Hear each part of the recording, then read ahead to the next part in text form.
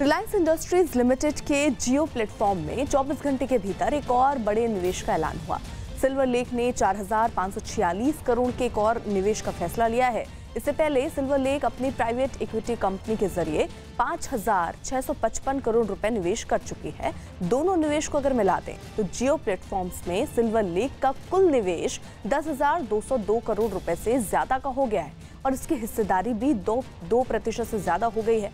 कल ही Abu Dhabi की company मुबादला ने जियो में 9,000 करोड़ से ज्यादा का निवेश किया था। पिछले 6 हफ्तों में फेसबुक समेत 6 कंपनियों की जियो में करीब 20% हिस्सेदारी दी गई और इस दौरान इन कंपनियों का कुल निवेश 92,000 करोड़ रुपए को पार कर गया।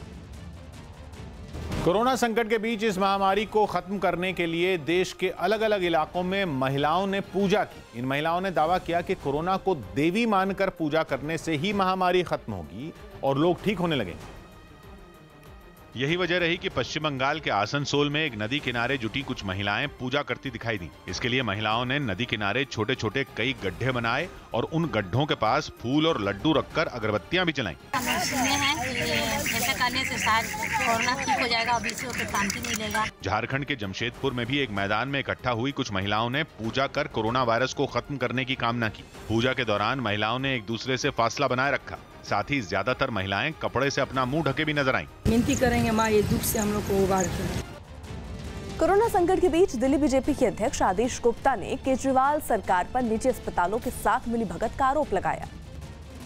जो दिल्ली के प्राइवेट हॉस्पिटल जो दिल्ली सरकार के अंतर्गत आते हैं वो लूट मार मचाए हैं, वो मनमाना दाम वसूल रहे हैं, दसियों लाख रुपए ले रहे हैं, गरीबों से जनता से ले रहे हैं और लोग मजबूर हैं देने के लिए। और ऐसे समय में उन पर कार्रवाई करने के लिए वो कह क्यों रहे, कार्रवाई तुरंत करनी चाहिए उनको। प्राइवेट हॉस्पिटल में जिस तरह मनमानी चल रही है, दिल्ली सरकार उनके ऊपर कार्रवाई करे। मुझे तो ऐसा लगता है दिल्ली सरकार की कोई मिलीभगत है। न्यूज़ 18 से एक्सक्लूसिव बातचीत में रक्षा मंत्री राजनाथ सिंह ने चीन से विवाद पर कहा था कि दोनों देशों के बीच सेना के स्तर पर बातचीत जारी है। उन्होंने ये भी बताया कि भारत अपनी सीमाओं की सुरक्षा के लिए मुंहतोड़ जवाब देने में सक्षम है।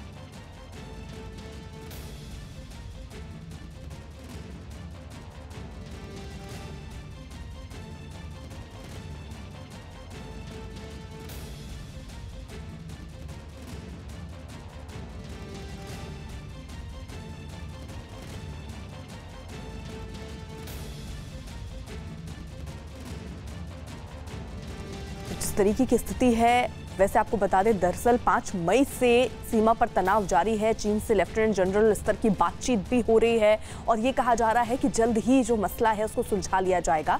हालांकि ये भी जानकारी मिल रही है कि भारत और चीन के बीच सैन्य स्तर की बातचीत होने वाली है आज, जो बेहद ही महत्वपूर्ण इस लिहाज से क्योंकि 5 मई के बाद जो स्थिति बनी हुई है उसको लेकर कल ही राजनयिक स्तर पर बातचीत हुई थी और सहमति एक तरीके से बन रही थी क्योंकि शांतिपूर्ण हल दोनों ही देश जो हैं वो चाह रहे हैं और इसीलिए आज भी एक महत्वपूर्ण ये बैठक होगी और दोनों स्तर की ये बातचीत दरअसल होने वाली है। विवाद के शांतिपूर्ण हल पर दोनों ही देश सहमति जता चुके हैं। भारत और चीन के बीच सैन्य स्तर की बातचीत से पहले दोनों देशों के बीच राजनयिक स्तर पर बातचीत हुई जिसमें दोनों देश अपने मतभेदों को शांतिपूर्ण चर्चा से हल करने पर सहमत हो गए। मतभेदों को विवाद में न बदलने, वैश्विक स्थिति में शांतिपूर्ण, स्थिर और संतुलित संबंध के लिए भारत और चीन में सहमति बनी है। इस बीच भारतीय राजदूत विक्रम मिस्री ने भारत चीन संबंधों के द्विपक्षीय और क्षेत्रीय अंतर्राष्ट्रीय मसलों पर वीडियो कॉन्फ्रेंसिंग के जरिए चर्चा की।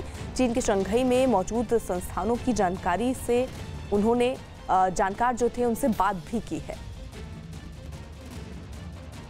न्यूज़ 18 से एक्सक्लूसिव बातचीत में दरअसल रक्षा मंत्री राजनाथ सिंह ने